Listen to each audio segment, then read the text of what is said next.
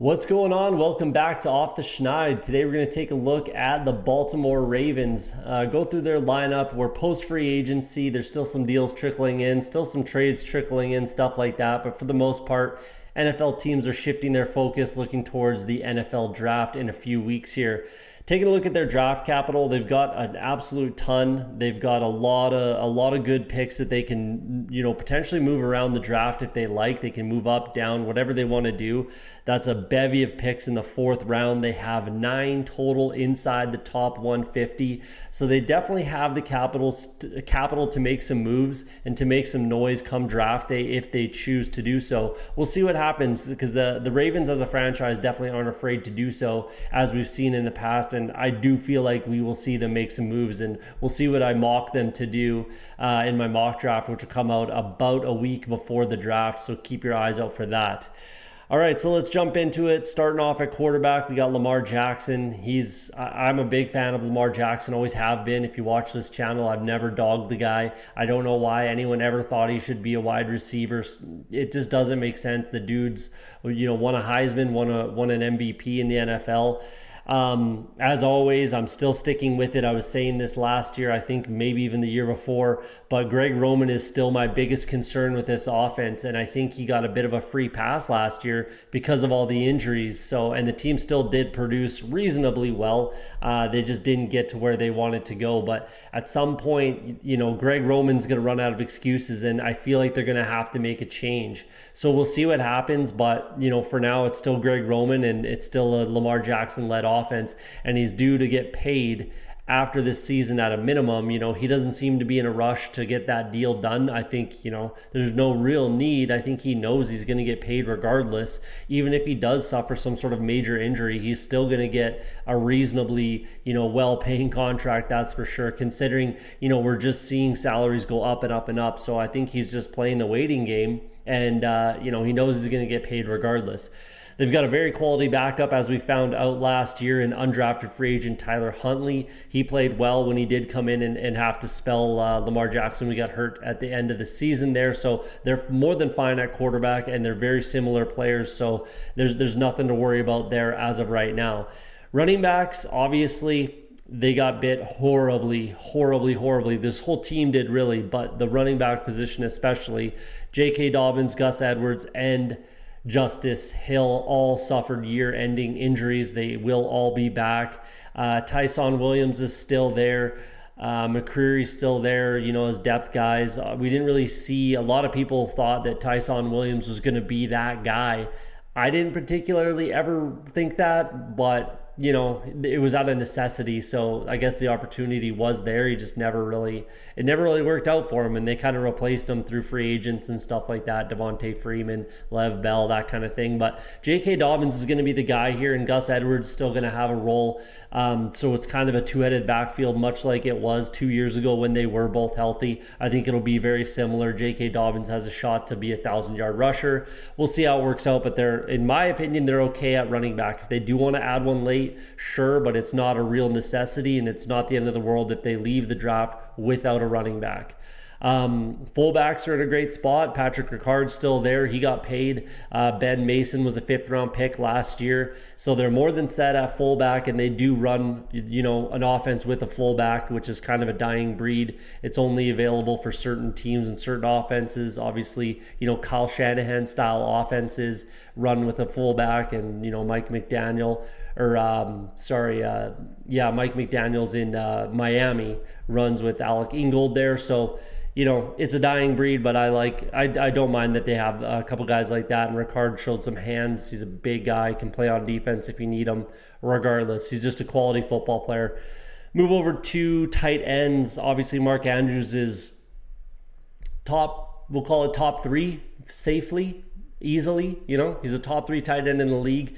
people are arguing, there's a lot of people arguing, and I can't exactly disagree with them that he's the number one tight end in the NFL right now. I still personally have Travis Kelce as my number one, but Mark Andrews is probably my number two, if not definitely number three tight end in the NFL right now. Nick Boyle's still there. He's been around a long time. They obviously really like what he can do. I thought that they would move on from him. They re-signed him right after I thought that, so it is what it is. And he's a really good blocker and just does those gritty, dirty things. He can, work as a sixth lineman because he is that good of a blocker. And then Josh Oliver is there as well. I never have minded him. He's always going to be probably a backup type guy, but he's fairly quality for your number three tight end. I think they're okay there. Let's talk about the offensive line. Morgan Moses comes in. He's going to probably be that starter. I think they'll have an open competition at right tackle between Morgan Moses, who I expect to win the job, and have it as it sits right here, and then Juwan James, who's just never had a chance to get healthy and stay healthy and play. So they're really hoping that he can do that this year, and at the very least, be a swing guy, or if injuries occur, he can play. But just availability is the biggest thing with him, and hopefully this is the year that he can be that guy, because he was a pretty highly touted prospect at one point in time. Kevin Zeitler's still a great asset as a right guard there. Ben Cleveland, actually we'll talk about the starters first. Tyree Phillips, quality guy there. Ronnie Stanley, they obviously let Orlando Brown walk because of Ronnie Stanley, so he's cemented there at left tackle as long as he stays healthy as well. Now, the one position that there's a little bit of flux here, Bradley Boseman was the guy that I was saying is most likely going to move to center. He did last year. Now, this year, they're in a similar position. They let him walk. I actually thought they were going to re-sign him, but they let him walk. And then they do have Patrick McCarry, they do have him penciled in as starter right now. I took this snapshot like a day ago. Our lad switched it up, so as of right this second, Patrick McCarry is listed as the starting center for the Ravens. I actually like the way they have it here. I like Tristan Colon. I really, really do. I think that he can be a guy. Out of Missouri, I'm really not sure how he went undrafted. He's a guy that I think he can be a player in the NFL. I really do. He won the Lifter of the Year award at Missouri as a freshman, redshirt freshman, so he wasn't even playing. And, he obviously worked his butt off in the weight room to get to the point of starting for that team for the University of Missouri. It's not very often that it's not like a vet guy that kind of wins that award and shows the younger guys how to do things. But he was a redshirt freshman, not even playing. So he clearly, was heavily motivated to get on the field for this team. He started every game after that. Literally, he became the starting center as well at Missouri, which was a very, very, very good unit. So he became the starting center in his, redshirt freshman year, and started 3 straight years for the team at center, 38 starts. I really don't know how he went undrafted. He did. The Ravens are very good, very, very good at finding undrafted talent. They have, 16 years in a row or something like that where an undrafted free agent has cracked the roster.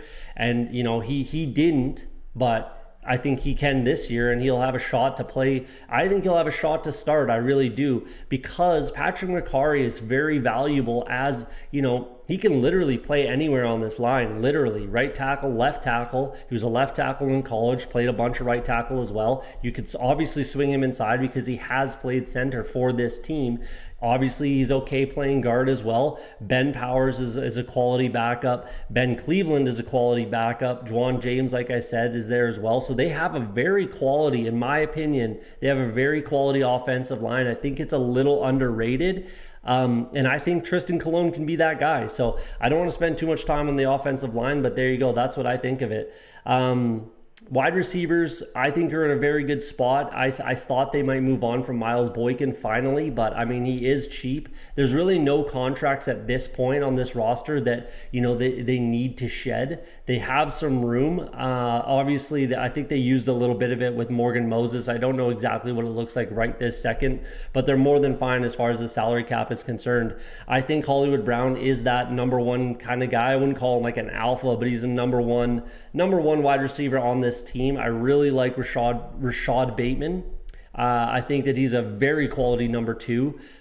Devin Duvernay played well, in spurts and in certain route trees and route combinations, stuff like that. He can get the job done as a number 3. James Prochet was 100 catches out of his last year of college. So was Devin Duvernay. So he can definitely do some damage and play again in the slot. And he's a return guy, things like that. Miles Boykin's a big body, go up and get it type guy. Tylan Wallace is still there. So realistically, as you can tell by my team needs up here, I don't think they need anything on offense, at least not anything that's dire need. I really don't. Like, if they do, grab a wide running back, maybe a wide receiver with one of the 4th round picks, okay, sure, but there's way bigger needs, massively bigger needs, and it's obviously all on the defensive side of the ball. So let's move there. Mike McDaniel takes over as defensive coordinator. I got to start rushing through this a little bit. He spent his career as a coach with the Ravens, and then was defensive coordinator last year for John Harbaugh's brother Jim at the University of Michigan. He comes back after Wink Martindale leaves for the Giants. I think the Giants are going to have a much better, defense this year because of Wink Martindale, but go watch that episode if you want to hear about that. They lost a ton of guys. They lost Calais Campbell, Brandon Williams, Parnell McPhee, Justin Houston, all from the defensive line, outside linebackers as well. But that's huge needs now. So let's look at the defensive line. Derek Wolfe is still there, but he's contemplating retirement. Didn't play at all last year. Michael Pierce comes back after spending 1 year in Minnesota. He's quality. He's probably the most cemented guy on this defensive line. Justin Madubuike, I liked him a lot, and he was a steal in the 3rd round. I thought he's got to take that step now, and he's got to be one of those guys because he's going to get the opportunity, I would imagine, and he's got to run with it. He's got to be one of those guys. Same with Broderick Washington. He's another guy that's got to just, out of necessity, they got to take that step. And at least one of those two have to be a guy that's going to play on this defensive line for years to come. So let's move back. We got Odafe Oweh, who I really, really, really, really liked out of Penn State last year. I had him going 11th overall to the New York Giants in my mock draft. I got laughed at a lot for that one, but that would have been a quality pick, in my opinion. And the Ravens got him where they got him. I deem that as a steal. And he fits the offense, obviously, so it made a lot of sense. But I got laughed at for it. But he had a fantastic rookie season. It might have been a little under the radar, but he had a very, very good. Go look at the stat line. He had a very good rookie season, and I think that he'll take another step forward. Tyus Bowser finally took that step realistically. He's been on this team for a while, and he had his career best season last year. I would love to see Jalen Ferguson take that step. I just don't know if it's going to happen. So, that's something to definitely address. Linebackers are in a pretty decent spot. Patrick Queen, I really like. I think he's fantastic. I think Malik Harrison can be a starter beside him. They're going to have to add somewhere. I don't have it in my team needs because they're going to need all that other help there. So I'll get to that in a second, but they definitely should add a linebacker.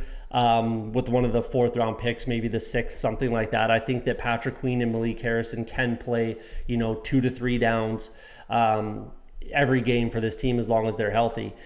Moving it back, so I have, let's start looking at these team needs. I have corner as their number 1 need, and then corner as their number 4 need. They need cornerbacks, absolutely.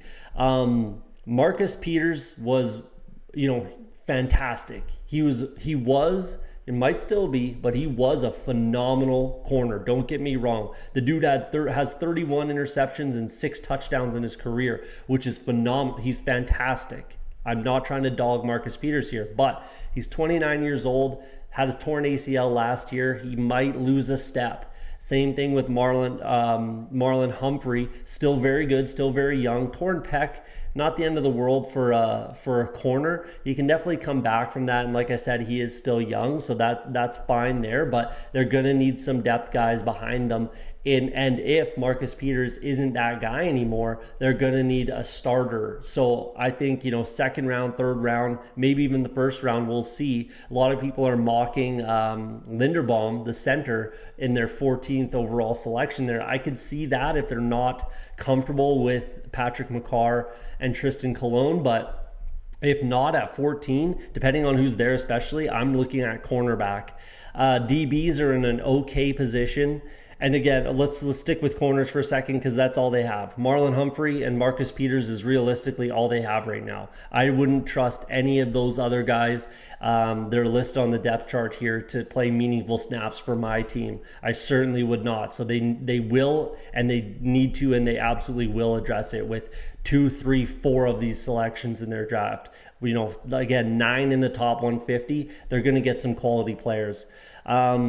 Safeties, decent spot. Chuck Clark can get the job done. Marcus Williams comes in from the Saints. That was a fantastic pickup, I think. I think that he's a very kind of still a little underrated of a safety, and I think he'll be great for this team. Chuck Clark can get the job done, and that's another position that they're going to have to add is safety.